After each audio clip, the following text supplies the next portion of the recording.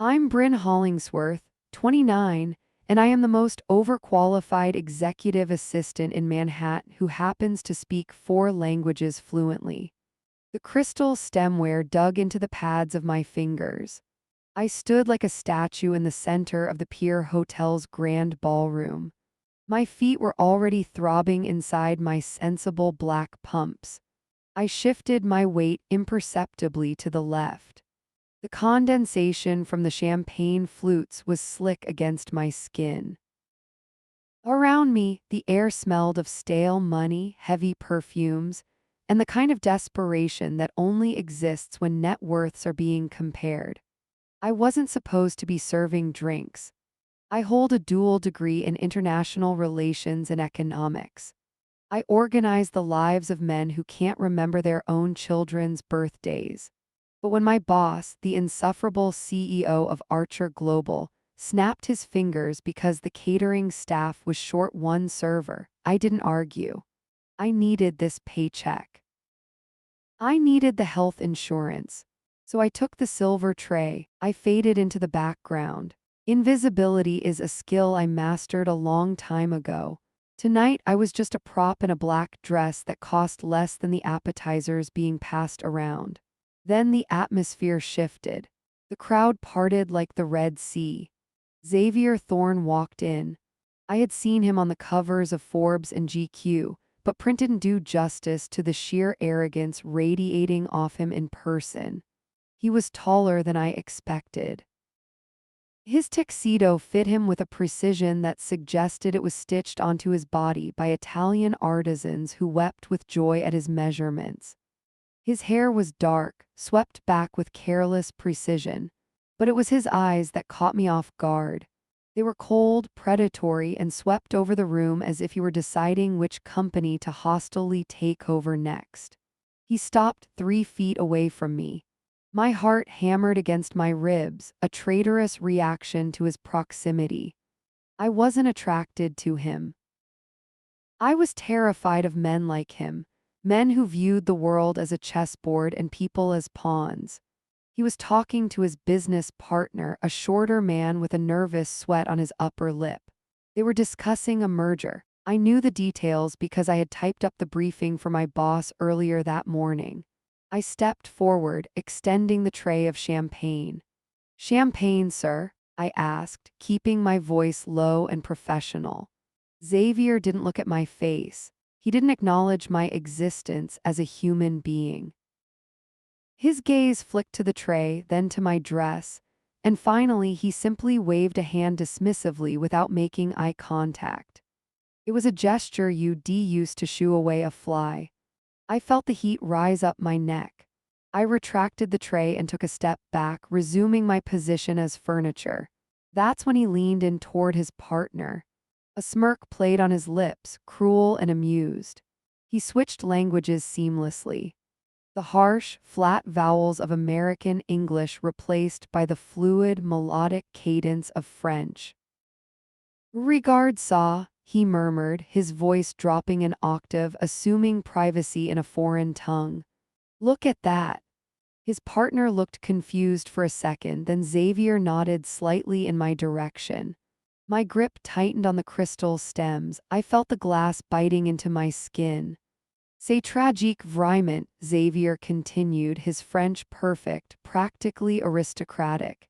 "It's tragic truly." I froze, my breath hitched in my throat.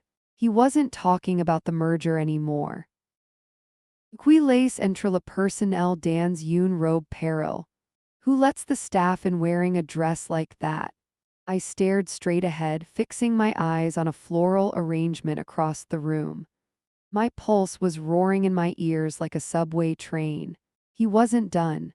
He took a sip of his own drink, which he had clearly brought with him, refusing the house champagne. "Elle a l'air d'avoir été habillée par une vente de charité," he scoffed softly. "She looks like she was dressed by a charity sale." His partner chuckled nervously, clearly not understanding the full extent of the insult but laughing to appease the billionaire. "Et cette posture," Xavier added, the cruelty in his voice dripping like honey. On durait quel port le poids de sa médiocrité sur ses épaules. In that posture, it looks like she's carrying the weight of her mediocrity on her shoulders. Sa présence fait baisser le chi de la pièce, he finished, swirling his drink. Her presence is lowering the IQ of the room. The world seemed to tilt on its axis. The insult landed in the center of my chest like a physical blow. He thought I was stupid. He thought I was a peasant in a polyester dress who couldn't possibly comprehend the sophisticated sounds leaving his mouth. He saw a waitress. He saw a nobody. He had no idea that my mother was a translator in Marseille. He had no idea I spent my summers running through the streets of Le Panier. He had no idea that I dreamed in French before I dreamed in English. Every syllable he spoke was crystal clear to me. Every nuance of his disdain was amplified. I felt a sudden, dangerous calm wash over me. It was the cold clarity of a sniper adjusting their scope. I looked at him then, really looked at him. I saw the tiny scar above his left eyebrow. I saw the way his fingers twitched around his glass. He thought he was safe behind the language barrier. He thought his wealth and his education formed an impenetrable wall between us. He was wrong. I took a deep breath, inhaling the scent of lilies and entitlement. I could have walked away.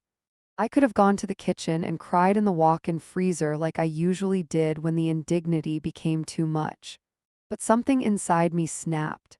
Maybe it was the aching feet. Maybe it was the years of student loans. Or maybe it was just the sheer, unadulterated audacity of a man who had everything punching down on a woman who was just trying to pay her rent. I adjusted the tray in my hand. I turned my head slowly. My eyes locked onto his profile. He was still smirking, already turning away, dismissing me from his mind as if I had never existed. He had just insulted my intelligence, my appearance, and my worth in a single breath.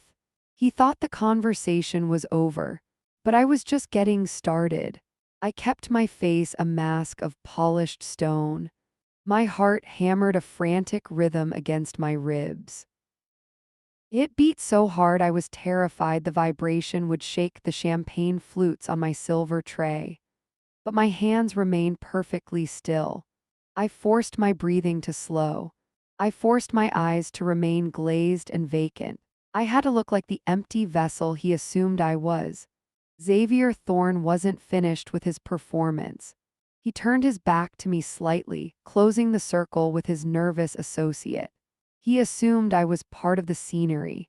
He assumed I was deaf to his language and blind to his malice. C'est presque trop facile, he murmured, the French rolling off his tongue like dark chocolate. It's almost too easy. I stood my ground. My feet burned in my heels, but I didn't shift an inch. He gestured vaguely in my direction with his glass, a lazy flick of his wrist. Ces petites filles, he chuckled, a low, rumbling sound that made my skin crawl. Elles sont si malléables. These little girls, they are so malleable. My jaw tightened so hard my teeth ached. He was talking about manipulating me. He was talking about using people like me, the invisible, the hardworking, the overlooked, as leverage. His associate, a man named Sterling who I recognized from a failed merger deal last year, laughed nervously. "Tu es terrible, Xavier," Sterling replied in broken, stumbling French. "You are terrible, Xavier." "Je suis réaliste," Xavier corrected him sharply. "I am a realist." Then his voice dropped lower. The ambient noise of the ballroom seemed to fade away. The clinking of silverware and the murmur of gossip receded into a dull roar. My hearing sharpened. I focused entirely on the cadence of his voice. He leaned in closer to Sterling, his shoulder brushing against the sleeve of my cheap black dress. He didn't even flinch. To him, touching me was like brushing against a curtain. "Le plan est simple," Xavier whispered, his eyes gleaming with predatory excitement. "The plan is simple." I held my breath. On va weiter Archer Global de l'intérieur, he said. We are going to gut Archer Global from the inside. The blood drained from my face. I felt a cold chill sweep down my spine. Archer Global, my company. Technically, it belonged to my boss, the incompetent CEO who was currently across the room flirting with a debutante. But I was the one who built the infrastructure. I was the one who stayed late every night for 5 years fixing the mistakes. I was the one who negotiated the vendor contracts, smoothed over the PR disasters, and kept the stock price stable through sheer force of will. Xavier was talking about destroying my life's work. Lundy Matin, Xavier continued, outlining the timeline with terrifying precision. On Lance L. Offensive. Monday morning, we launched the offensive. He took a sip of his scotch, savoring the taste of impending destruction. D'ici la fin de la semaine, si sera fini. By the end of the week, it will be over. I felt a wave of nausea. He was planning a hostile takeover, and he was planning to do it by exploiting the very chaotic management structure I spent every waking hour trying to organize. He laughed again, a cruel, dismissive sound. He looked back at me over his shoulder, his blue eyes icy and devoid of humanity. He scanned my face for any sign of comprehension. I gave him nothing. I was a statue. I was a ghost. Regardless, he said to Sterling, nodding at me again. Jolie marionette. Pretty puppet. The insult landed like a slap. Elle ne ferait pas la différence entre une opa hostile et un rendez-vous chez le coiffeur, he sneered. She wouldn't know the difference between a hostile takeover and a hair appointment. The audacity stole the air from my lungs. He thought my brain was as empty as my bank account. He thought my world revolved around vanity and servitude. He leaned in then, invading my personal space entirely. I could feel the heat radiating off his tuxedo. I could smell the oak and leather of his cologne mixed with the metallic tang of expensive alcohol. He brought his face inches from my neck, ostensibly to grab a napkin from the stack on my tray. I felt the warm puff of his breath against my skin. It was intimate and violating all at once. Pauvre petite chose, he whispered, almost to himself. Poor little thing. My fingers turned white around the edges of the tray. The adrenaline in my system was a physical pain. I wanted to drop the tray. I wanted to shatter the crystal on the marble floor and scream in perfect, fluent French that I knew exactly what a hostile takeover was because I wrote my thesis on market manipulation. I wanted to tell him that I knew about the shell companies he used in the Caymans. I wanted to tell him that his perfect French accent had a slight affectation that betrayed he learned it in boarding school, not from the streets like I did. But I didn't move. I didn't blink. Information is currency. And Xavier Thorne had just handed me a blank check. He pulled back, grabbing the napkin and wiping a non-existent speck of dust from his cuff. He turned away from me, dismissing me for the final time. Alan's why, he said to Sterling. Let's go. They began to walk away, disappearing into the sea of black ties and designer gowns. I stood there for a heartbeat longer. The tray was heavy in my hands, but my resolve was heavier. He thought I was a puppet. He thought he could cut my strings. He had no idea that while he was playing checkers, I had been memorizing the chessboard. I took a deep, shuddering breath. I turned on my heel, the sensible black pumps no longer hurting. I had work to do. I wasn't going to the kitchen to cry. I was going to war. I'm Isabel Vance, 26 years old, and despite possessing a master's degree in international finance, I am currently invisible to the most powerful men in this room. I didn't leave. I couldn't leave. Walking out the service doors would have been a surrender. It would have been admitting that Xavier Thorne had won. I watched him move through the crowd like a shark cutting through schooling fish. He and Sterling were heading toward the VIP alcove near the terrace doors. It was a secluded spot. It was quiet. It was exactly where two men would go to bury a body or a corporation. My heart was still racing, a frantic bird trapped in my rib cage, but my mind was icing over. The anger that had threatened to choke me a moment ago was crystallizing into something sharp and useful. I needed more than just his admission of a hostile takeover. I needed the mechanics. I needed the how. I scanned the room and spotted a fresh bottle of Bollinger on a passing tray. I intercepted the other server, a college kid named Leo who looked terrified of the crowd. "I'll take that," I said, my voice steady despite the adrenaline flooding my veins. I swapped my empty tray for his full one. I checked my reflection in the darkened glass of the patio doors. My lipstick was still perfect. My eyes were wide and unassuming. I adjusted my posture. I slumped my shoulders just a fraction. I loosened the intelligent tension in my jaw. I had to become the caricature he believed I was. I had to become the furniture. I took a deep breath, inhaling the stale air conditioning and the expensive perfume of 100 wealthy strangers. Then I stepped into the lion's den. Xavier and Sterling were seated on a velvet banquette, huddled close. They didn't look up as I approached. Why would they? To them, I was just a delivery system for alcohol. I stepped into their peripheral vision. I forced the muscles of my face into a practiced, vacuous smile. It was a smile that didn't reach my eyes. It was a smile that said I was happy to serve, happy to be ignored, happy to be less than. "Champagne, messieurs?" I asked in English, pitching my voice an octave higher than normal. I made sure to sound slightly breathless, slightly overwhelmed by their proximity.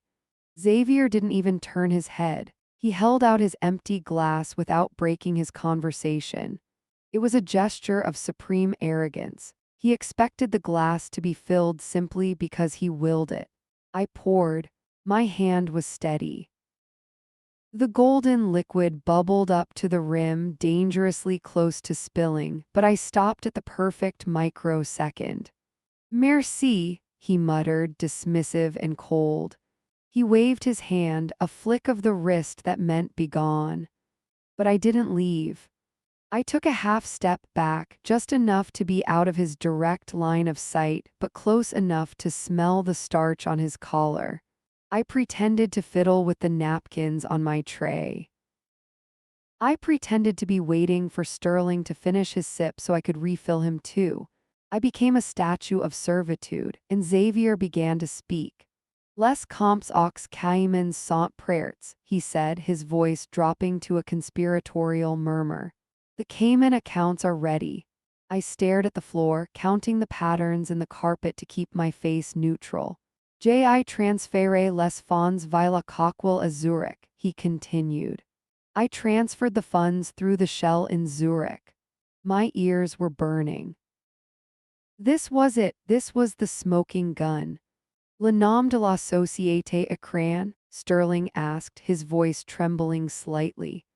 "The name of the shell company," Xavier laughed softly. It was a dry, rasping sound.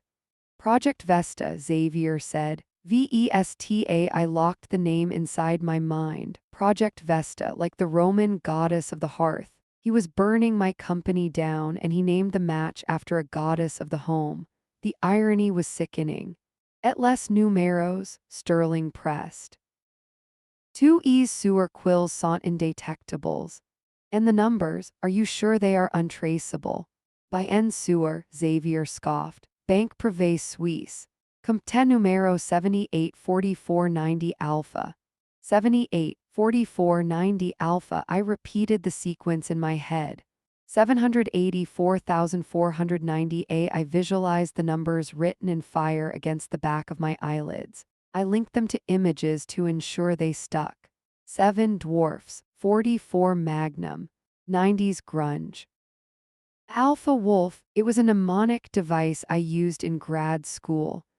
Xavier took a long sip of his champagne, leaning back against the velvet. He looked comfortable. He looked like a man who owned the world. El argent est là, he said, swirling the glass. Des quella marche over Lundi on acte les debts d'Archer. The money is there. As soon as the market opens Monday, we buy Archer's debt. He was going to leverage a debt buyout. It was brilliant. It was ruthless. And it was illegal if he was using undeclared offshore funds to do it. Person ni Sara, Xavier murmured, a smirk playing on his lips. Surtout pas ces idiots au conseil d'administration. No one will know, especially not those idiots on the board. He glanced at me then. For a split second, his blue eyes met mine. Panic flared in my gut. Did he see the intelligence behind my gaze? Did he see the recorder running in my brain? I widened my smile, making it dazzle with artificial stupidity. I tilted my head like a confused puppy. More napkins, sir? I chirped. His eyes glazed over. He didn't see me. He saw the uniform. He saw the tray. Non, he said, switching to English with a sneer. Go away. Yes, sir, I whispered. I bowed my head. I backed away slowly, playing the part of the chastised servant until I was out of the alcove. The moment I turned the corner, the smile dropped from my face like a mask made of lead. My jaw ached from the effort. My hands began to tremble, the adrenaline finally crashing through my system. I had it. I had the bank. I had the account number. I had the shell company name. The air in the room felt thick, suffocating with the weight of his arrogance. He thought his secret language was an unbreakable vault. He thought French was a code that people like me couldn't crack. He had handed me the keys to his own destruction, and he didn't even know it. I walked faster now, weaving through the dancers and the drinkers. I wasn't just walking to the kitchen. I was marching toward a terminal. I needed a computer. I needed to access the SEC whistleblower portal. Or better yet, I needed to make a call to a friend I had in forensic accounting. I reached the service station and slammed the tray down on the metal counter. The glasses clattered loudly, drawing a sharp look from the catering manager. Isabel, he hissed. Careful with the crystal. I looked at him, really looked at him. I'm done for the night, I said, my voice low and hard. Excuse me, he sputtered. The shift isn't over until… I said I'm done, I interrupted, untying my apron. I threw the black fabric onto the counter. It landed with a soft thud. It felt like shedding a skin. I wasn't a waitress anymore. I was the woman who was going to take down Xavier Thorne. I turned and walked out the back door into the cool night air. The city lights of Manhattan twinkled in the distance, indifferent and beautiful. I pulled my phone from my pocket. My fingers flew across the screen, typing out the numbers before they could fade. 784490 Alpha, Project Vesta, Banque Privée Suisse. I hit save. Then I dialed. The phone rang once, twice. Hello? A sleepy voice answered. Wake up, Marcus, I said, staring up at the penthouse balcony where Xavier was likely toasting to his victory. I have a story for you, and you're going to want to write this one down. The game had changed. He thought he was the hunter, but he had just walked into my trap. I'm Isabel Vance, 26 years old, and I am currently the invisible weapon inside a room full of men who think they are gods. The private suite on the top floor smelled of roasted coffee beans and aggressive cologne. It was the scent of money. It was the scent of a kill. An hour had passed since the chaos downstairs, but up here the air was still and pressurized. I sat in the far corner of the mahogany conference room. My chair was lower than the others. My legal pad was yellow and cheap against the polished wood of the side table. I was the help. I was the scenery. To the 12 men sitting around the oval table, I was nothing more than a recording device with a pulse. Xavier Thorne sat at the head of the table. He didn't just sit, he sprawled. He occupied the space with a physical arrogance that made my skin crawl. He looked like a king on a throne of lies. His suit jacket was off, draped over the back of his chair to show he was ready to work. His sleeves were rolled up to his elbows, revealing forearms that looked like they belonged on a rowing team, not in a boardroom. He was handsome in a way that made you want to check your pockets to make sure he hadn't stolen your wallet. "Gentlemen," Xavier said, his voice booming in perfect, charismatic English. "The acquisition of Archer Global isn't just a merger, it is a rescue mission." He leaned forward, making eye contact with every board member. They nodded. They were mesmerized. They were eating out of his hand. "We are trimming the fat," Xavier continued, his hands shaping the air. "We are streamlining the vision. We are bringing this company into the 21st century." I kept my head down. My pen scratched rhythmically against the paper. I wasn't writing down his speech.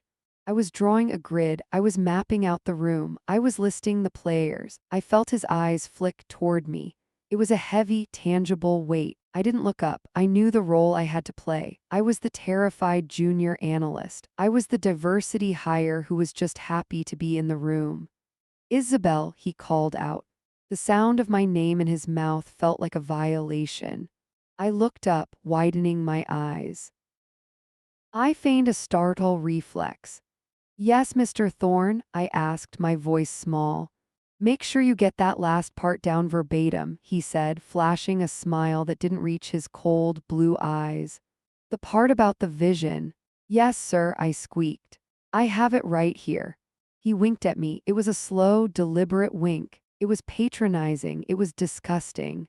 Then he turned his head slightly to the left, toward his silent partner, a Swiss banker named Henry. Xavier's posture shifted. He leaned in, creating a private barrier with his shoulder. He assumed the distance between the head of the table and my corner was an ocean. He assumed my brain was as empty as my notepad appeared to be. "Regard-la," Xavier muttered, his voice dropping to a low, smooth baritone. "Look at her." My heart hammered against my ribs. I didn't react. I kept my pen moving, scribbling nonsense words just to keep the sound of scratching alive. "Elle tremble comme une feuille," Henry replied, his voice barely a whisper. "She's shaking like a leaf." "C'est pathétique," Xavier scoffed in French, the syllables rolling off his tongue with practiced ease. "Je parie qu'elle a du mal à appeler fusion." It's pathetic. I bet she struggles to spell merger. A cold, sharp thrill ran down my spine. It started at the base of my neck and shot all the way to my fingertips. He thought I was stupid. He thought I was monolingual. He had no idea that I spent 3 years in Lyon getting my master's. He had no idea that I dreamed in French. I kept my face perfectly blank. I bit the inside of my cheek until I tasted the metallic tang of blood. I had to stay in character. I furrowed my brow, looking at my notes as if I were confused by a simple English word. I erased something. I blew the eraser shavings off the page. Perfect. Xavier smirked, satisfied with my performance of incompetence. He turned back to Henry, staying in French. "Les idiots du conseil n'ont aucune idée pour la dette," Xavier murmured. "The idiots on the board have no idea about the debt." My pen froze for a fraction of a second. I forced it to move again. I wrote debt. "Ils pensent que l'injection de cash est liquide," Henry whispered back, looking nervous. "Si jamais ils découvrent que c'est un prêt relais." They think the cash injection is liquid. If they ever find out it's a bridge loan. "Ils ne le sauront pas," Xavier cut him off, his voice hard. "Le bilan est cuisiné. Une fois la signature passée en démentel tout, les actifs immobiliers couvrent le prêt." They won't know. The balance sheet is cooked. Once the signature is affixed, we dismantle everything. The real estate assets will cover the loan. My breath hitched in my throat. I felt like I had been punched in the solar plexus. This wasn't just a hostile takeover. This was a raid. He wasn't buying the company to save it. He was buying it with borrowed money, using the company's own buildings as collateral, and planning to strip it for parts the moment the ink was dry. He was going to fire everyone. He was going to sell the headquarters. He was going to walk away with millions while the employees lost their pensions. And he was admitting it all right in front of me, because he thought I was too stupid to understand the language of his crime. I looked at the board members. They were old men, tired and desperate for a win. They were nodding along, thinking Xavier was their golden boy. They didn't speak French. They didn't hear the knife being sharpened. "Et la Phil?" Henry asked, nodding slightly toward me, and the girl Xavier laughed softly. "Elle," he said, "elle est just unmeuble, unjoli meuble mais inutile. She is just furniture, pretty furniture but useless." I gripped my pen so hard the plastic barrel cracked. A sharp pain shot through my thumb. I welcomed it. The pain grounded me. It kept me from standing up and screaming. It kept me from leaping across the table and clawing that smug look off his face. I wasn't furniture. I was the fire that was going to burn his house down. I slowly turned the page of my legal pad. I needed to write this down, not in English. If anyone looked at my pad, they would see the notes. I started writing in a personal shorthand I developed in grad school. Symbols, numbers, a code that only I could read. Bridge loan, real estate liquidation, cooked books. Xavier clapped his hands together, switching back to English, back to the performance. "So as you can see, the synergy is undeniable," he announced to the room. The transition was seamless. He was a sociopath, a high-functioning, well-tailored monster. "I propose we move to a vote," Xavier said, his voice dripping with false humility. "Why delay the inevitable success?" The board members murmured in agreement. They were reaching for their pens. They were reaching for the contract in the center of the table. Panic flared in my chest. If they signed now, it was over. Once the vote passed, Xavier had control. I looked at the clock on the wall. I needed time. I needed to get this information to the SEC, or at least to the chairman of the board, before the pens hit the paper. But I was just the girl in the corner. If I spoke up now, Xavier would laugh me out of the room. He would crush me. I needed a distraction. I needed to stop the vote. My eyes landed on the pitcher of water in the center of the table. It was heavy crystal filled with ice. It was sitting right next to the stack of merger documents. I stood up. My legs felt like jelly, but I locked my knees. "Excuse me," I said, my voice trembling. It wasn't a fake tremble this time. Every head in the room turned to me. Xavier looked annoyed. "What is it, Isabel?" he snapped. "We are in the middle of a vote." I stammered, walking toward the table. I noticed the water pitcher is low. I should refill it." "Sit down," Xavier commanded. "It will only take a second," I said, moving faster. I reached for the pitcher. My hand was shaking. I wasn't aiming for the glass. I was aiming for the contract. Xavier saw it in my eyes a second too late. He saw the clumsiness wasn't real. He saw the calculation. "Isabel, don't," I lunged. My elbow accidentally clipped the heavy crystal pitcher. Gravity took over. The pitcher tipped. Ice water, a gallon of it, cascaded across the mahogany table. It hit the stack of legal documents like a tidal wave. The ink blurred instantly. The paper soddened and curled. "Oh my God," I shrieked, putting my hands over my mouth. "I'm so clumsy, I'm so sorry." Chaos erupted. The board members jumped back to save their suits. The documents were ruined. Xavier stood up slowly. He didn't look at the water, he looked at me. His face was a mask of pure, unadulterated rage. The vein in his temple was throbbing. "You clumsy little idiot," he hissed in English. I looked at him, my eyes wide with fake tears. "I'm so sorry, Mr. Thorne," I wailed. "I'll go get towels." "Get out," he roared. "Get out." I turned and ran toward the door. I didn't look back, but as I grabbed the handle, I heard Henry whisper in French behind me.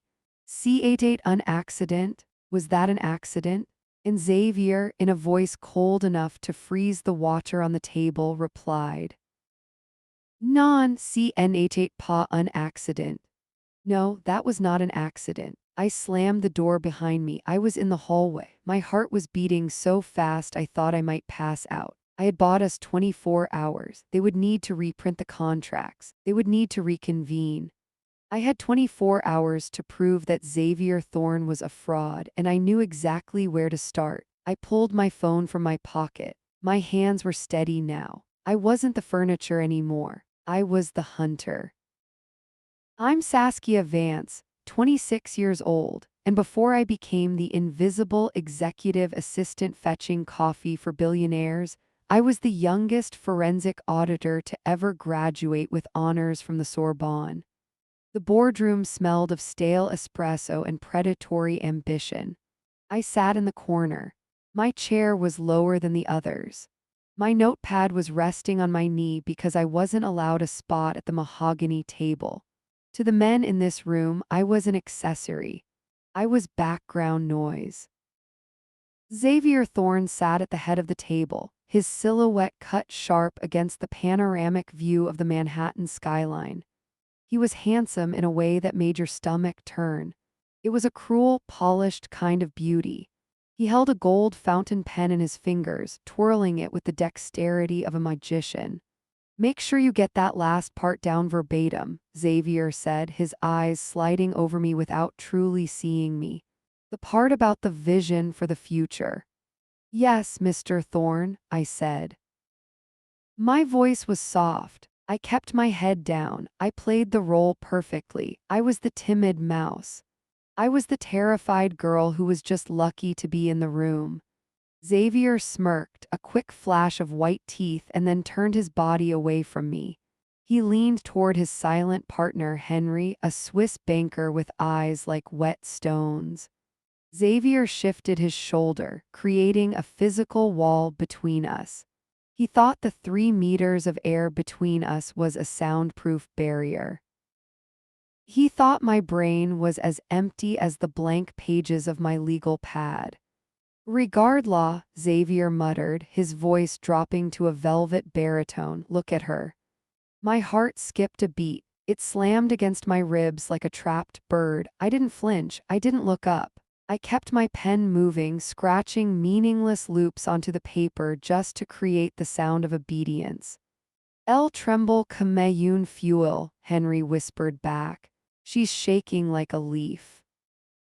C'est pathétique, Xavier scoffed, the French syllables rolling off his tongue like expensive wine. G. Perry quel a du mal appeler fusion. It's pathetic. I bet she struggles to spell merger. A cold shockwave detonated at the base of my spine. It radiated outward, freezing my blood. He thought I was stupid. He thought I was a monolingual American girl who had never left the state. He had no idea that I had spent 4 years in Paris. He had no idea that I dreamed in French. I bit the inside of my cheek. I bit down hard enough to taste the copper tang of blood. I had to stay neutral. I had to remain the furniture. I furrowed my brow, staring at my notes as if confused by a complex English word. I tapped my eraser against the page. I blew away imaginary dust. Xavier saw the performance out of the corner of his eye and smirked. He turned back to Henry, his confidence absolute.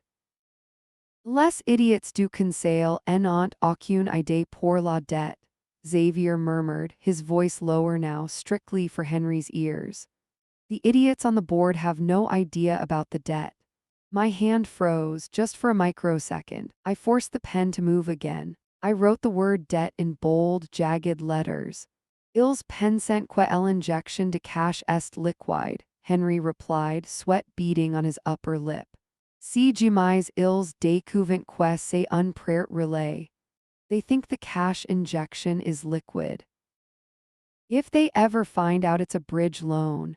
Ils ne le sauront pas, Xavier cut him off, his tone icy. Le bilan est cuisiné. Une fois la signature passée en démentel tout, les actifs immobiliers couvrent la perte. They won't know, the balance sheet is cooked. Once the signature is affixed, we dismantle everything. The real estate assets will cover the loan. The air left my lungs, my vision blurred at the edges. This wasn't a merger, this was a slaughter. He wasn't saving the company. He was buying it with dirty money, using the company's own buildings as collateral, and he planned to gut the entire operation the second the ink dried. He was going to fire 3,000 people. He was going to liquidate the pension fund. He was going to walk away with a 9-figure payout while families lost their homes. And he was confessing it all right in front of me, because he was arrogant. Because he thought I was nothing. I glanced at the board members. They were old men, exhausted and desperate for a savior. They were nodding along to Xavier's English presentation, completely oblivious to the French execution order being read aloud. Et la fille? Henry asked, tilting his head toward me. And the girl Xavier laughed. It was a soft, dark sound. Elle, he said, elle est just unmutable, unjoli meuble mais inutile. She is just furniture, pretty furniture but useless. The plastic barrel of my pen snapped. A sharp shard of plastic dug into my thumb. The pain was bright and grounding. It stopped me from screaming. It stopped me from launching myself across the table and clawing the arrogance right off his face. Furniture, I wasn't furniture. I was the match that was about to burn his entire kingdom to ash. I turned the page of my notepad. I started writing in a personal shorthand I had developed during my thesis. Symbols, Greek letters, a code only I could decipher, bridge loan, asset stripping. Cooked books, Xavier clapped his hands, switching seamlessly back to English. So gentlemen, the synergy is undeniable, he announced, his voice dripping with charisma. He was a monster, a high-functioning, bespoke-suited sociopath. I propose we move to a vote, Xavier said. Why delay our success? The board members reached for their pens. Panic flared in my chest like a flare gun. If they signed, it was over. Once that vote passed, Xavier had legal control. I looked at the clock. I needed time. I needed to get my transcripts to the SEC. I needed to get to the chairman, but I was just the girl in the corner. If I spoke, Xavier would crush me. I needed chaos. My eyes locked onto the crystal water pitcher in the center of the table. It was heavy. It was filled to the brim with ice and water. It sat directly next to the stack of merger contracts. I stood up. My chair scraped loudly against the marble floor. Every head turned. Excuse me, I said, my voice trembling. The tremble wasn't fake anymore. What is it, Saskia? Xavier snapped. We are voting. The water, I stammered, walking toward the table on unsteady legs. The pitcher is low, I should refill it. Sit down, Xavier commanded. It will only take a second, I said. I moved faster. I reached for the pitcher. My hand was shaking violently. I wasn't aiming for the glass. I was aiming for the future of the company. Xavier looked at me. He saw the look in my eyes. He saw the intelligence I had been hiding for 6 months. Saskia, don't, I lunged. My elbow collided with the heavy crystal. The pitcher tipped. Gravity did the rest. A gallon of ice water cascaded across the mahogany table. It hit the documents like a tidal wave. The ink blurred instantly. The paper curled and disintegrated into pulp. Oh my God, I shrieked, clamping my hands over my mouth. I'm so clumsy, I'm so sorry. The room exploded. Board members jumped back to save their Italian suits. The contracts were destroyed. Xavier stood up slowly. He didn't look at the water, he looked at me. His face was a mask of pure, unadulterated hatred. The vein in his temple throbbed. You clumsy little idiot, he hissed in English. I looked at him, widening my eyes, forcing tears to well up. I'm so sorry, Mr. Thorne, I wailed. I'll get towels. Get out, he roared. Get out of my sight. I turned and ran. I grabbed the door handle. As I pulled it open, I heard Henry whisper behind me. C88 an accident? Was that an accident? And Xavier, in a voice cold enough to freeze hell, replied, Non CNH8 pa an accident. No, that was not an accident. I slammed the door. I was in the hallway. My heart was hammering so hard I thought I might pass out. I had bought us 24 hours. They would have to reprint. They would have to reconvene. I pulled my phone from my pocket. My hands were steady now. I wasn't the furniture anymore. I was the hunter. I'm Saskia Vance, 27 years old, and 5 minutes ago I was just the clumsy assistant who ruined a $1 billion merger with a pitcher of ice water. Now I was something else entirely. I stood in the hallway. My back was pressed against the cold plaster of the wall. My chest heaved. I stared at the brass handle of the boardroom door. Inside, voices were rising. I could hear Xavier shouting orders to his team to print fresh copies. I could hear the frantic shuffling of assistants trying to salvage the damp mahogany table. I had bought time, maybe an hour, maybe a day. But as my breathing slowed, a cold realization settled in my gut like lead. Time wasn't enough. If I walked away now, Xavier would spin this. He would paint me as an incompetent, hysterical girl. He would fire me. He would get the board to sign the new papers by lunch. He would strip the company for parts and destroy 3,000 lives, and I would be nothing but a footnote in his success story. My hand stopped shaking. The fear evaporated. It was replaced by a clarity so sharp it felt like a blade in my mind. I didn't need to run. I needed to burn him down. I smoothed my skirt. I wiped the fake tears from my cheeks with the back of my hand. I pushed my hair back from my face. I reached for the door handle. I turned it. I walked back into the lion's den. The room went silent the moment I crossed the threshold. The smell of wet paper and expensive cologne hung heavy in the air. Xavier was standing at the head of the table, dabbing his silk tie with a napkin. He looked up. His eyes narrowed into slits of pure venom. I thought I told you to get out, he said, his voice a low growl. You are fired, Saskia. Security is on the way. The chairman, Mr. Henderson, looked at me with pity. Saskia, dear, please, he said gently. Just go. I didn't look at Mr. Henderson. I locked eyes with Xavier. I walked forward until I was standing at the opposite end of the dripping table. I stood tall. I didn't slouch. I didn't fidget. Je ne crois pas que ce soit nécessaire, Xavier, I said. I don't believe that will be necessary, Xavier. The words left my mouth in perfect, fluid Parisian French.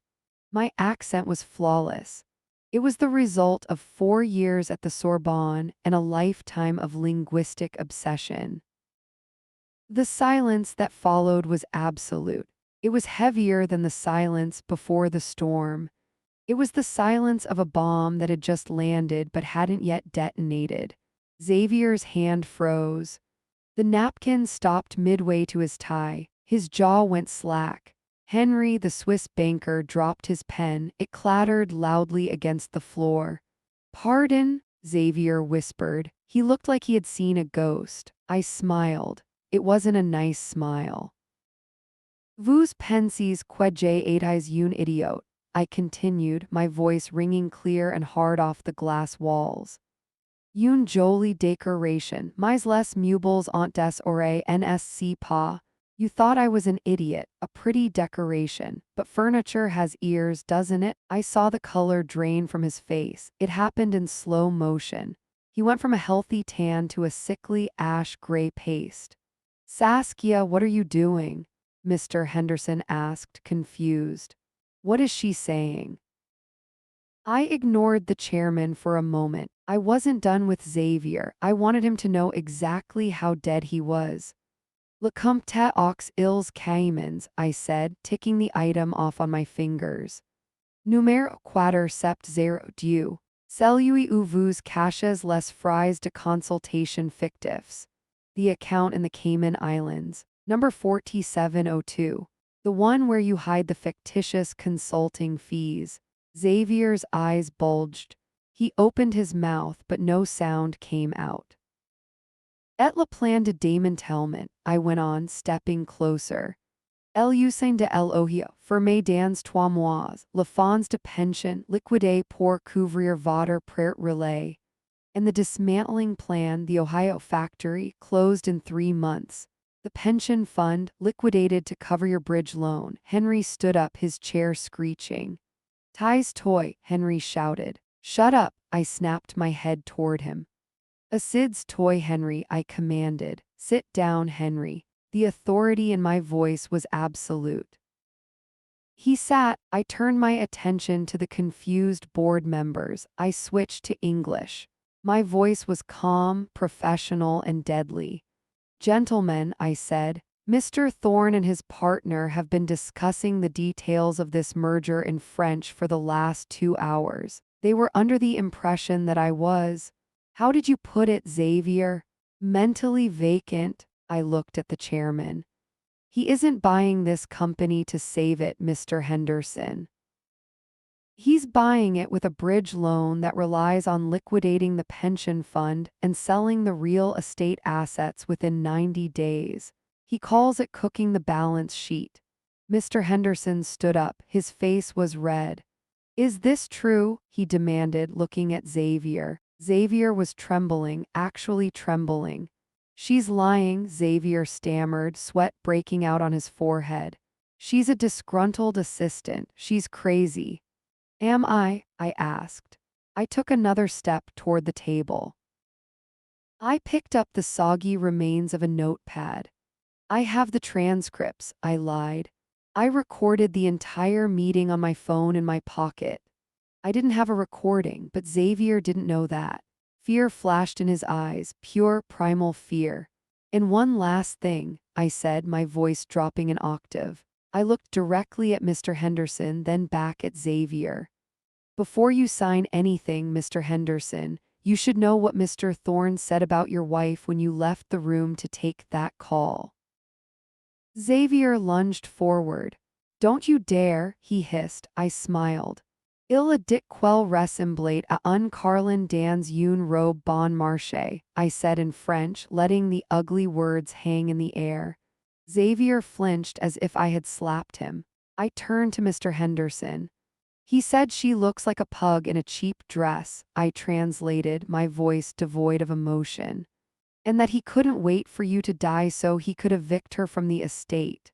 The room went dead still. Mr. Henderson, a man who loved his wife more than his company, turned slowly toward Xavier. The look in the old man's eyes was terrifying. It wasn't business anymore, it was war. Xavier looked at his pen. It was still hovering an inch above the paper. But he couldn't sign, he couldn't speak. He was drowning in the open air. I stood at the end of the table, my hands clasped in front of me. I wasn't the mouse. I wasn't the furniture. I was the one holding the match, and I had just dropped it right into the gasoline. I'm Saskia Vance, 27 years old, and until 5 minutes ago I was invisible. Now I am the only thing in the room that matters. The silence in the boardroom was physical. It pressed against my eardrums. Mr. Henderson was purple with rage, his hands gripping the edge of the table so hard his knuckles were white. Xavier looked like a cornered animal. He was sweating through his bespoke suit. She is lying. Xavier screamed, his voice cracking. This is slander. I will sue you for everything you have. I never said those things. He looked wildly around the table, begging for an ally. Henry, tell them she is making this up. Henry, the Swiss banker, looked at his shoes. He knew better than to speak. He had seen the look in my eyes. It's a fabrication, Xavier continued, pointing a trembling finger at me. She's a disgruntled employee. She's jealous. She's trying to sabotage the deal of the century. Mr. Henderson looked at me. There was a question in his eyes. He wanted to believe me, but he needed proof. Words were wind. He needed something solid. I smiled. It was a cold, small smile. You're right, Xavier, I said softly. The room froze. I didn't record the meeting today, I admitted. Xavier let out a breath, a ragged sound of relief. A smirk began to tug at the corner of his mouth. See, he scoffed, turning back to the chairman. I told you, she's psychotic. Call security. But I interrupted, my voice cutting through his arrogance like a scalpel. Xavier stopped. I didn't need to record today, I said, stepping closer to the table, because I already have everything I need. I reached into my pocket. Xavier watched my hand. He looked confused. Do you remember the winter gala, Xavier? I asked. His eyes flickered. The charity event 3 weeks ago, I clarified, at the Met. I was there, he stammered. So what? I was there too, I said. I was holding your coat while you stood on the balcony with Henry. You thought I was out of earshot. You thought I was just the help. I pulled my phone from my pocket and lay it on the mahogany table. The screen lit up. It was a simple voice memo app. The file was dated 3 weeks ago. You were very candid that night, I said. Champagne makes you talkative. Don't, Xavier whispered. It was a plea. I didn't care. I hit play on the recording I made during the gala. His voice filled the room, clear and mocking, amplified by the acoustics of the glass walls. Henderson is a dinosaur, the recording of Xavier sneered. He thinks he's securing a legacy. The old fool doesn't realize I'm going to chop his precious empire up for firewood. The board members gasped. Mr. Henderson went very still. The recording continued. What about the employees? Henry's voice asked on the tape. Screw them, Xavier's voice replied, followed by the clink of glass. We fire the top tier to avoid the severance payouts. We raid the pension fund to cover the buy-in. By the time the regulators catch on, we'll be on a yacht in the Mediterranean and Henderson will be destitute. The audio quality was crystal clear. There was no mistaking the voice. There was no mistaking the malice. And the board? Henry asked. Sheep, Xavier laughed on the recording. I'll throw them a few scraps, ruin their reputations to keep them quiet, and leave them holding the bag for the SEC violations. They're too stupid to read the fine print. I paused the recording. The silence that followed was different this time. It wasn't shocked, it was deadly. Every single member of the board was now looking at Xavier. They weren't looking at a business partner. They were looking at a man who had just confessed to planning their destruction. Xavier stood frozen. He looked at me, his eyes wide with a mixture of terror and pure, unadulterated rage. He looked like he wanted to leap across the table and strangle me. He tries to speak, but only a strangled sound leaves his throat. I stare back, my gaze unwavering. I didn't blink. I didn't flinch. I watched the realization wash over him. He was done. That is out of context, Xavier wheezed. Mr. Henderson stood up. He moved slowly with the weight of a man who had just been stabbed in the back. He walked around the table. He stopped in front of Xavier. You called my wife a pug, Mr. Henderson said quietly. Arthur, please, it was a joke. You planned to steal my employees' pensions.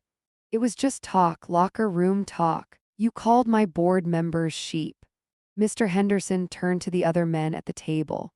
Gentlemen, he said, I move for an immediate vote of no confidence in the proposed merger. And I suggest we call the legal department. Immediately. Seconded, a board member growled. Thirded, another shouted. Xavier looked at Henry. Henry was busy typing furiously on his phone, likely trying to transfer his own assets before the news broke. Xavier looked back at me. His face was twisted into a mask of pure hate. You little bitch, he mouthed. I picked up my phone. I slid it back into my pocket. My name is Saskia, I said, my voice loud enough for everyone to hear. And you're right, Xavier, furniture does have ears. I turned to Mr. Henderson. I'll go pack my desk, sir. You will do no such thing, Mr. Henderson said. He looked at the security guards who had just arrived at the door. They looked confused, unsure of who to escort out. Mr. Henderson pointed a shaking finger at Xavier. Get him out of here, he commanded, and throw him out on the street, literally. Two large men in dark suits stepped forward. They grabbed Xavier by the arms. Get your hands off me, Xavier shrieked. Do you know who I am? I own this town. Not anymore, I whispered. As they dragged him past me, he dug his heels into the carpet. He locked eyes with me one last time. I will destroy you, he hissed. You hear me? I will kill you for this. I leaned in close, so close I could smell the fear on him. Tu peux essayer, I whispered in French. You can try. The doors slammed shut behind him. His screams echoed down the hallway. Then silence returned to the boardroom. I stood alone at the end of the table. My heart was beating a slow, steady rhythm against my ribs. I felt light. I felt electric. Mr. Henderson cleared his throat. He looked at the ruined mahogany table. He looked at the puddle of water. He looked at me. Saskia, he said, how long have you known? Since the gala, sir, I answered. And you waited until today? I had to wait until he signed the preliminary intent, I lied smoothly. I had to make sure he committed to the fraud on paper, otherwise it was just hearsay. It was a good lie. It made me look strategic, calculated. Mr. Henderson nodded, impressed. You saved this company, he said. You saved my family. He looked around the room. Gentlemen, it seems we have a vacancy in the strategy department. And I think we just found the only person in this building with the guts to fill it. I felt a smile spread across my face, a real one this time. I wasn't the assistant anymore. I wasn't the girl who fetched the coffee. I was the girl who just took down a billionaire without breaking a sweat. But as I looked at the door where Xavier had disappeared, a cold shiver ran down my spine. I knew men like Xavier. They didn't just go away, they didn't forgive, and they certainly didn't forget. I had won the battle. But as I clutched my phone in my pocket, I knew the war had just begun. I'm Beatrix Hale, 25 years old, and I just used a single paragraph of fine print to bankrupt a billionaire who didn't think I could read. The heavy oak doors swung open with a thud that vibrated through the floorboards. 6 men in black suits filled the frame. They didn't look like office security. They looked like consequences. Mr. Henderson had pressed the silent alarm button under the table, and the response had been immediate. Xavier saw them. The color drained from his face so fast it looked like his blood had simply evaporated. He scrambled backward, his legs tangling with the legs of his chair. Crash. The expensive leather chair toppled over, hitting the floor with a sound like a gunshot. Xavier stumbled, catching himself on the edge of the mahogany table, his chest heaving. He pointed a shaking finger at me. She set me up, he screamed, spit flying from his lips. His voice was high, shrill, stripped of all its polished, transatlantic charm. This is entrapment, he roared, looking frantically from Mr. Henderson to the security team. That recording is illegal. She baited me. You cannot base a merger decision on a stolen conversation. He was desperate. He was flailing. And he was wrong. I didn't shout back. I didn't raise my voice. I simply reached out a steady hand and slid the thick merger contract toward him. It stopped right in front of his sweating palms. I didn't base the decision on the recording, Xavier, I said. My voice was calm. It was the voice of someone who had checked the weather before walking into the storm. I based it on this. I flipped the document open. I didn't need to look for the page. I had memorized the page number 3 nights ago, sitting on my floor with a highlighter and a bottle of cheap wine. Page 42, I said. Xavier stared at the paper. He blinked, sweat dripping into his eyes. What? He wheezed. Paragraph 4, subsection C, I continued, my finger tracing the line I had flagged. The integrity clause. The room went dead silent. Even the security guards paused, sensing the shift in the air. You signed the preliminary intent document this morning, I explained, switching back to English to make sure every syllable landed with maximum impact. That document binds you to the disclosure of all material adverse facts regarding your intent to liquidate assets. Xavier's mouth opened. Nothing came out. By admitting on tape in your own voice that your intent was to dismantle the company and defraud the pension fund, you triggered a breach of contract before the ink was even dry on the final deal. I looked him dead in the eye. It's not just that the deal is off, Xavier. I leaned in closer. It's that the penalty clauses activate immediately upon proof of bad faith negotiation. I saw the realization hit him like a physical blow. His pupils dilated. He knew the contract. He had his lawyers draft it, assuming Mr. Henderson would be the one to breach it. He never thought the weapon would be turned around. The break fee, he whispered. $500 million, I confirmed. Payable immediately, plus legal fees, plus damages for corporate espionage. I paused, letting the number hang in the air. And since you leveraged your personal holdings to secure the financing for this hostile takeover, well, I shrugged. I think you just lost your houses, all of them. Next to him, Henry let out a sound that was half gasp, half sob. Henry was gripping the edge of the table so hard his fingernails were turning blue. He wasn't looking at Xavier anymore. He was staring at the wall, doing the math in his head, realizing that his own stock options were now worth less than the paper they were printed on. You, Xavier choked. He looked at the contract. Then he looked at me. The arrogance was gone. The mocking smirk was gone. In its place was the hollow, terrified look of a man watching his empire turn to ash in real time. You were just the assistant, he muttered, his voice trembling. You were just there. I was listening, I corrected him.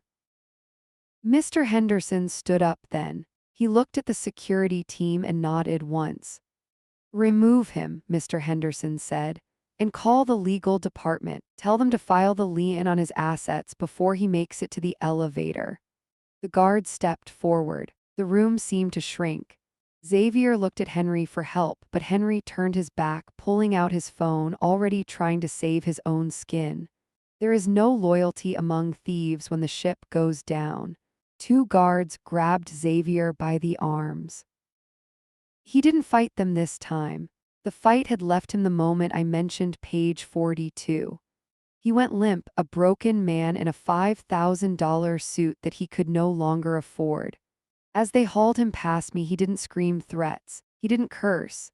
He just looked at me with a mixture of awe and horror. I held his gaze. I didn't blink. My heart was hammering against my ribs, a wild drumbeat of adrenaline, but my face was a mask of stone. I watched them drag him through the doors. I watched the doors close. I stood there in the silence, my hand still resting on page 42. My fingertips were tingling. I took a deep breath, filling my lungs with the air-conditioned chill of the boardroom. It tasted like victory. It tasted like blood. Mr. Henderson cleared his throat behind me. Beatrix, he said softly. I turned to face him. Remind me, he said, a small, terrified smile playing on his lips. To never, ever make you angry. I smoothed down my skirt. I picked up my notepad. Just don't breach the contract, sir, I said. And for the first time that day, I allowed myself to smile. I'm Beatrix Hale, 25 years old, and I just watched the most powerful man in the room crumble into a pile of expensive fabric and bad decisions. The air in the boardroom was so thick with tension I could taste it. It tasted like ozone. It tasted like burning circuitry. The security guards had Xavier by the elbows, but they had paused, sensing that the show wasn't quite over yet. Xavier was sagging between them. His eyes were wide, glassy, darting around the room like a trapped animal looking for a vent to crawl through. He was hyperventilating. Short, shallow gasps that rattled in his chest. I watched him for a second. I watched the man who had sneered at me in the elevator. I watched the man who had called me furniture in a language he thought I didn't understand. I felt a magnetic pull. I couldn't let him leave just yet. I needed to close the loop. I stepped away from the table. My heels clicked against the hardwood floor. Click, click, click. The sound was sharp, deliberate, echoing off the glass walls. Every head in the room turned to follow me. Mr. Henderson didn't say a word. The board members sat in stunned silence, their mouths slightly open, watching the assistant they had ignored for 3 years walk toward the wolf they had all feared. I didn't rush. I took my time. I wanted Xavier to hear me coming. I wanted him to anticipate the impact. I stopped directly in front of him. The guards looked at me unsure. I held up a hand, a silent command to hold him steady. They didn't move. I stepped into Xavier's personal space. I moved in close, uncomfortably close. I mimicked the exact posture he had used on me earlier that morning when he had cornered me by the coffee machine to intimidate me. I tilted my head. I let my eyes bore into his. He flinched, trying to pull back, but the guards held him fast. I could smell him. Underneath the notes of sandalwood and aged leather, there was the sharp, sour stench of pure panic. I saw a bead of sweat roll down his temple and get caught in his perfectly groomed eyebrow. I lowered my voice to a whisper. I wanted this to be intimate. I wanted this to be just for us. Xavier, I murmured. His lip trembled. Tu as dit que ma robe était bon marché, I whispered, the French rolling effortlessly off my tongue. You said my dress was cheap. His eyes widened. The shock of hearing his own secret language coming from my mouth hit him like a taser.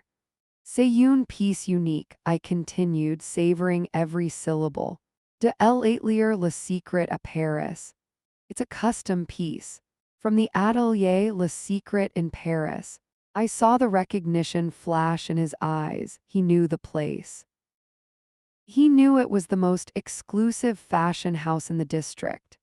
J'ai entendu dire quils t'avaient mis sur liste noire l'année dernière, I added, my voice dropping an octave, sweet as poison. Trop vulgaire ont ils dit. I heard they blacklisted you last year. Too vulgar, they said. Xavier's face turned a shade of gray I didn't know existed on the human spectrum. His mouth opened and closed like a fish on a dock. He couldn't breathe. He couldn't speak. He was realizing in real time that he hadn't just lost a business deal. He had been outclassed. He had been outplayed by the very person he had dismissed as scenery. I wasn't done. I leaned in even closer until my lips were almost brushing his ear. And one more thing, I whispered, switching back to English so there could be absolutely no misunderstanding. I felt his pulse hammering in his neck. You called me a puppet. I paused. I let the silence stretch until it was screaming. The puppet just cut your strings. Xavier made a sound like a strangling cat. His chest heaved violently. He looked like he was about to pass out. Tears of rage and humiliation were welling up in his eyes, threatening to spill over his cheeks. It was pathetic. It was glorious. I reached into the pocket of my blazer, slowly, deliberately. Xavier flinched again as if he thought I was pulling a weapon. In a way I was. I pulled out a small, crisp packet of travel tissues. I plucked one out. It was white, soft, and utterly mundane. With a smirk that felt like a victory lap around the entire city of New York, I pressed the tissue into his shaking hand. You have a little something. I gestured vaguely to his sweaty, ruined face. Everywhere. I stepped back. The spell broke. Get him out of here, I said to the guards. My voice wasn't a whisper anymore. It was steel. The guards nodded, their grip tightening on Xavier's arms. They hauled him backward. Xavier stumbled, his feet dragging on the carpet. He didn't scream this time. He didn't fight. He just stared at me, clutching that tissue like it was the only thing keeping him tethered to the earth. The double doors swung open. I saw two police officers waiting in the hallway, cuffs already in hand. "Mr. Xavier Rousseau," one officer barked. "You have the right to remain silent." Xavier slumped. The doors swung shut, cutting off the sight of him being read his rights. Silence rushed back into the boardroom, but it wasn't the heavy, fearful silence of before. It was the silence of a vacuum after an explosion. I turned around to face the table. My heart was still racing, a frantic drum solo against my ribs, but my hands were steady. Mr. Henderson was staring at me. He looked like he was seeing me for the first time. He looked at the empty chair where Xavier had sat. Then he looked at the contract on the table. He picked up the phone in the center of the conference table. His hand was shaking slightly. He dialed a number. "Get me legal," Mr. Henderson said, his voice rough, "and get me finance." He paused, looking up at me. "Initiate a full emergency audit," he commanded into the phone.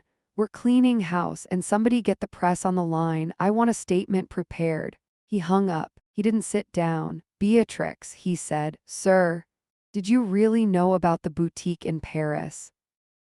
He asked, a bewildered expression on his face. I smoothed down the front of my dress. "I know everything, Mr. Henderson," I said. "That's my job." He let out a short, incredulous laugh. "Not anymore," he said. "That's not your job anymore." I looked out the window at the skyline. The sun was just starting to dip behind the skyscrapers, painting the city in shades of gold and blood orange. I felt a vibration in my pocket. My phone. I didn't check it. I didn't need to. I knew the war wasn't over. Xavier was gone, but men like him had friends. Men like him had contingencies. But as I stood there, the adrenaline finally settling into a warm, buzzing hum in my veins, I realized something. I wasn't afraid. I had tasted blood, and I was just getting started. I'm Beatrix Hale, 25 years old, and I just dismantled a billionaire predator using nothing but his own words. I didn't wait for Mr. Henderson to dismiss me. I didn't wait for the legal team to swarm the room like vultures descending on a carcass. I simply turned my heel and walked out. The walk back to my desk felt different this time. Usually I hurried. Usually I kept my head down, clutching files to my chest like a shield, trying to be invisible. Not today. Today I walked down the center of the hallway. My stride was long. My chin was up. I passed the bullpen of junior analysts who had spent the last 3 years asking me to fetch them coffee. They were huddled in groups, whispering. They had seen the police enter. They had seen Xavier dragged out in cuffs.